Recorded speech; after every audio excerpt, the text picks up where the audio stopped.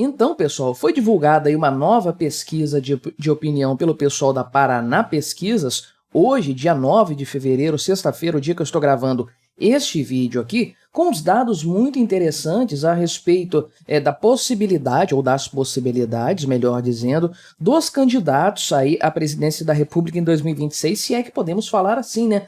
Dos nomes que circulam aí tanto da direita quanto da esquerda. Aliás, na esquerda só tem um nome que é o nome do Lula, mas então já se tem aí uma prévia muito antecipada, é claro, a respeito das intenções de voto. E olha só que coisa, estamos no status quo, no mesmo cenário que estávamos lá em 2022, com Lula e Bolsonaro praticamente empatados, né? Então vamos conversar sobre esse tema, analisar esses números, ver algumas coisas interessantes também que estão embutidas nessa pesquisa e que eu vou mencionar aqui também, inclusive o fato de que a aprovação do Lula recuou 6,4% em apenas um ano, né? Ou quase um ano. Então vamos conversar sobre esses temas, mas antes disso, não se esqueça, deixe o seu like e o seu comentário neste vídeo, se inscreva aqui no meu canal se você ainda não for inscrito, considere se tornar membro patrocinador do meu trabalho com valores a partir de R$ 1,99 por mês. Você me ajuda bastante dessa forma, pode ter certeza disso, né?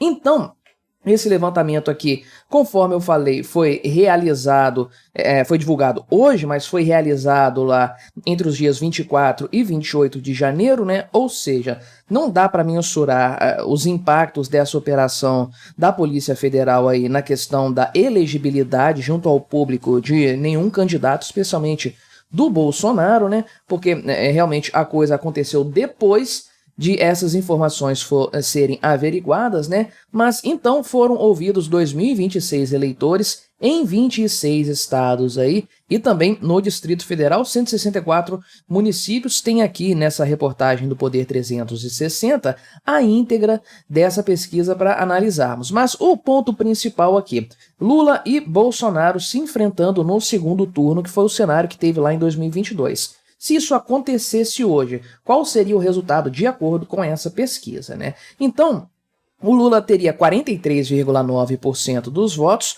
contra 41,9% dos votos lá para o Bolsonaro, né? Então, uma diferença de 2 pontos percentuais aqui, que é mais ou menos a diferença que aconteceu lá em 2022, aproximadamente isso aí, sendo que certamente esses números ficam dentro da margem de erro da pesquisa, ou seja, trata-se de um empate técnico entre o Lula e o Bolsonaro, sendo que 10,5% dizem preferir votar em branco ou anular o voto, 3,8% não souberam responder. Então olha que coisa interessante, né? Esse percentual aqui provavelmente é mais ou menos o que foi averiguado nas eleições, votos nulos ou brancos, né? Votos inválidos para a contagem. Então a coisa parece ser uma fotografia exata do que aconteceu lá em 2022, parece que nada mudou. Então a gente depreende daí algumas coisas muito interessantes, né? A primeira delas, que já dá para falar com isso aqui, depois tem outra que eu vou mencionar mais para frente nesse vídeo, né? Mas a primeira delas é que, de fato, a polarização continua exatamente do mesmo jeito que estava lá em 2022, né? Sendo que várias coisas foram feitas contra o Bolsonaro de lá para cá, uma série de reveses, a inelegibilidade dele, por mais que essa questão da Polícia Federal aí, do golpe ali e tudo mais, não tenha sido levada em conta nessa pesquisa porque ela foi anterior ao caso, a verdade é que muita coisa aconteceu das eleições para cá contra o Bolsonaro e ainda assim ele mantém o mesmo patamar que ele teve ali de votos, né, em relação ao Lula, quase um empate, quase uma equivalência com o Lula. Por outro lado, o Lula também falou um monte de bobagem, um monte de besteiras, cometeu um monte de gafes, entregou um resultado econômico pavoroso, principalmente do ponto de vista fiscal, tornou o governo menos inclusivo, né, o que deveria incomodar o pessoal da esquerda, o pessoal progressista, mas ainda assim ele manteve o mesmo percentual de votos. Ou seja, independentemente de tudo o que aconteceu de 1 ano e 6 meses, mais ou menos, das eleições até agora, nada mudou do ponto de vista da preferência das pessoas em relação a um candidato ou outro, né? Ou seja, o que é necessário fazer para realmente mudar esse cenário? O que tem acontecido até o momento realmente não impactou muita coisa. Mas a pesquisa foi além e comparou o nome do Lula com outras pessoas da direita, né? Por quê? A expectativa é que o Lula seja o candidato de fato do PT para 2026, né? O próprio Fernando Haddad deixou isso claro, a gente meio que sabe que a coisa vai ser dessa forma mesmo, eles não têm ninguém para colocar no lugar dele, essa é a verdade, né? Por outro lado, existe o problema da inelegibilidade do Bolsonaro, que, ao que tudo indica, vai continuar até lá. Não tem motivos para isso, no momento, no atual cenário, não tem motivos para isso ser revertido.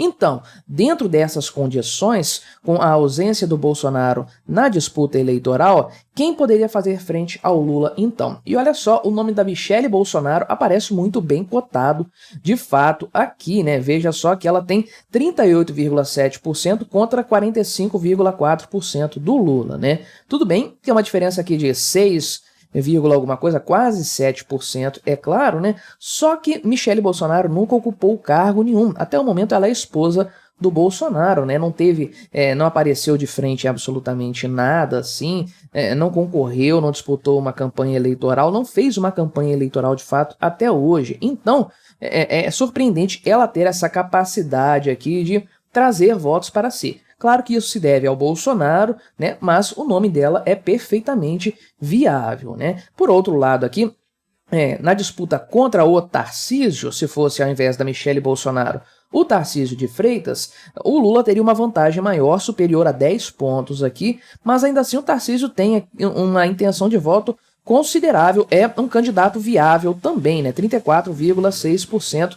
Embora essa diferença aqui seja mais difícil de tirar, e o Tarcísio tenha também, digamos, esse problema de já estar ocupando um cargo de relevância nacional, ou seja, ele está perdendo, digamos assim, né, para Michelle Bolsonaro, sendo que ela não teve nenhuma oportunidade de governar, estar à frente de nenhum cargo do Poder Executivo, nem em outro cargo eletivo também, né. Veja, portanto, que o Tarcísio, que é um nome muito mais conhecido dentro da governabilidade, aí foi ministro do Bolsonaro, governador de São Paulo, não tem tanta força assim contra o Lula, mas volto a dizer, é um candidato viável sim, né? Agora, essa pesquisa tratou também a respeito da aprovação do governo, sendo que, de acordo com os números mais atualizados, então, há um empate técnico entre aprovação e desaprovação na faixa dos 48%, cerca de 4% dos entrevistados não opinou, e isso representa realmente uma queda de 6,4% em quase um ano, né? Porque na comparação com março de 2023, o Lula tinha 54,4%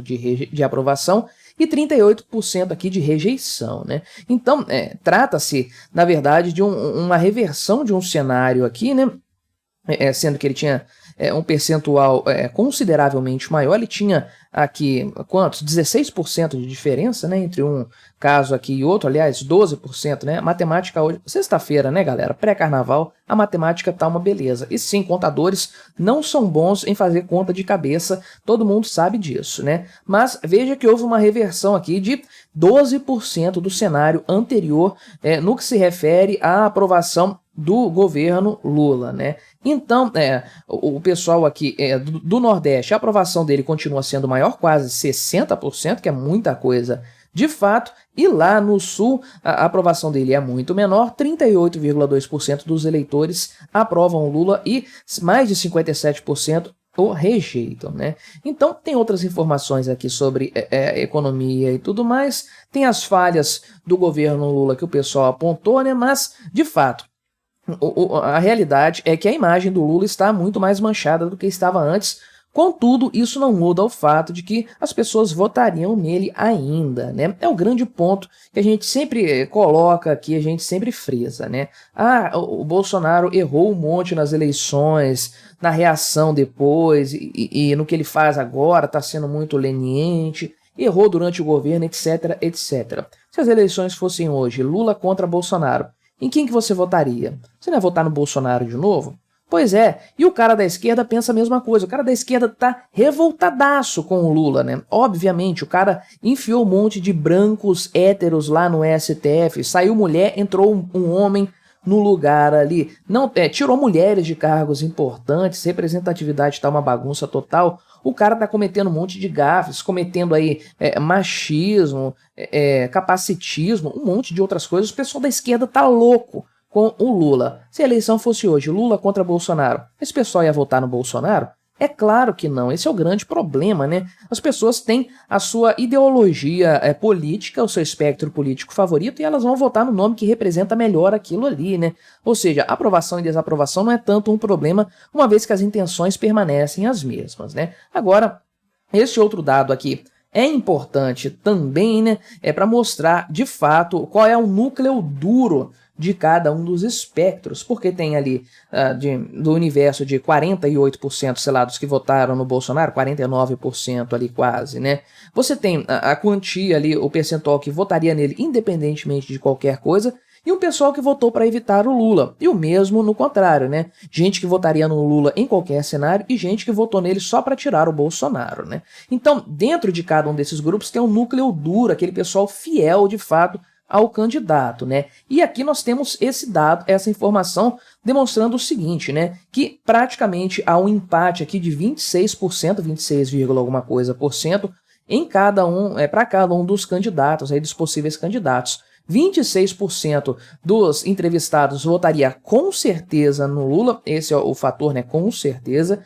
E 26% votariam com certeza no Bolsonaro. Temos dois extremos equivalentes. E aí, essa meiuca, esse centro aí que é disputado, a tapa sempre para que a coisa realmente acabe sendo decidida em favor de um ou de outro, né? E, por fim aqui, tem a questão também da possibilidade e da rejeição. E olha só também como a rejeição do Lula e do Bolsonaro está muito próxima a essa altura do campeonato, são bastante rejeitados, né? Então, nesse sentido, o Tarcísio de Freitas tem uma rejeição menor aqui, talvez ele seja um nome, e parece ser, no fim das contas, um nome de direita mais de conciliação, tá mais para centro-direita no final das contas aí e tudo mais, né?